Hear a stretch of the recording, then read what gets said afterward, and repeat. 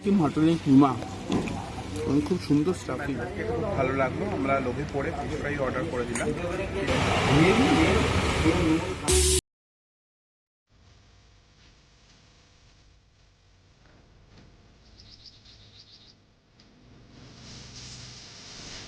আমরা আজকে কলকাতায় খুব বৃষ্টি পড়ছে, আর বাঙালির মন সন্ধ্যাবেলা দিকে, তাছাড়া বৃষ্টি একটু নামলেই বাঙালির মন তেলে ভাজা করে। আমরা আজকে ইচ্ছা আছে যে কিছু কেবিনের আমরা কিছু স্ন্যাক্স আইটেমস আমরা টেস্ট করব। এর আগে আমি সবকটা কেবিনই আমরা খাওয়া দাওয়া করেছি, কিন্তু আজকে আমরা ভিডিওর মাধ্যমে উপস্থাপনা করার চেষ্টা করব যে এখন কেমন চলছে এগুলো, কীরকমভাবে এগুলো ঐতিহ্যমণ্ডিত প্রতিষ্ঠান, এখন কীরকম ক্লায়েন্টেল রয়েছে এবং মানুষজনের রিভিউ কি, আমরা খাবারের কোয়ালিটি কেমন, দাম কেমন, সব কিছু আপনাদের সামনে তুলে ধরে। আজকে আমরা ফুডি মুসাফিরের পক্ষ থেকে উত্তর কলকাতার গৌরীমাতা সরণিতে বিখ্যাত বড়ুয়া অ্যান্ড ডে ফাস্টফুড সেন্টারে এসেছি। এই এলাকাটি শ্যামবাজারের নিকটে এবং খুব প্রাচীন এলাকা। গৌরীমাতা ছিলেন শ্রীরামকৃষ্ণদেবের সন্ন্যাসিনী শিষ্যা।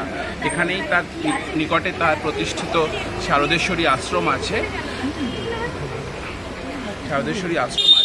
এই বড়ুয়া অ্যান্ড ডে যে দোকানটি, এর মাটন প্যান্থারাস বা মাটনের পিঠায়, মাংসের পিঠা খুব বিখ্যাত, খুব তাড়াতাড়ি ফুরিয়ে যায়। আমরা এসছি একেবারে শেষ সময়, দাম কিন্তু এখনও 50 টাকায় রয়েছে। আমরা অর্ডার করে দিয়েছি। এখানকার কোয়ালিটি খুবই ভালো, আমি আগে খেয়েছি, এখন অনেক দিন বাদে এলাম। এখন কেমন আছে আপনাদের বলবো। দামের দিক থেকে ঠিকই আছে 50 টাকা, এখন কোয়ালিটি কেমন আছে সেটা দেখার। এবং এখানে অন্যান্য বিভিন্ন স্ন্যাক্স আইটেমস যেমন ফিশ ফ্রাই ইত্যাদিও পাওয়া যায়, সেগুলো কিন্তু হট কেকের মতো বিক্রি হয়। আমরা অর্ডার করে দিয়েছি, ওয়েট করছি।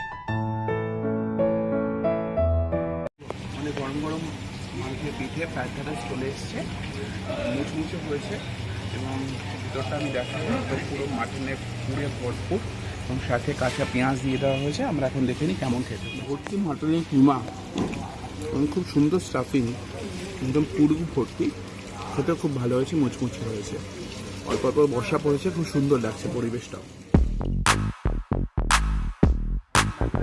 ভালো লাগলো। আমরা লোভে পড়ে ফিশ ফ্রাই অর্ডার করে দিলাম।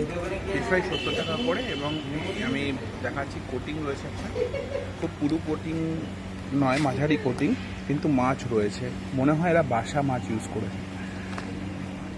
বন্ধুরা, আমাদের চ্যানেলটাকে সাবস্ক্রাইব করবেন। আমাদের ফুডি মুসাফির যে চ্যানেল, এই চ্যানেল আপনারা পপুলারাইজ করবেন, ভিডিওগুলো লাইক করবেন, কমেন্ট করবেন, আপনাদের অভিমত জানাবেন। আমাদের যদি কোনো ত্রুটি বিচ্যুতি থাকে, সেই ত্রুটি বিচ্যুতি আপনারা দূর করার জন্য চেষ্টা করবেন, আমাদের গাইড করবেন, আমরা সেই মতো কাজ করব।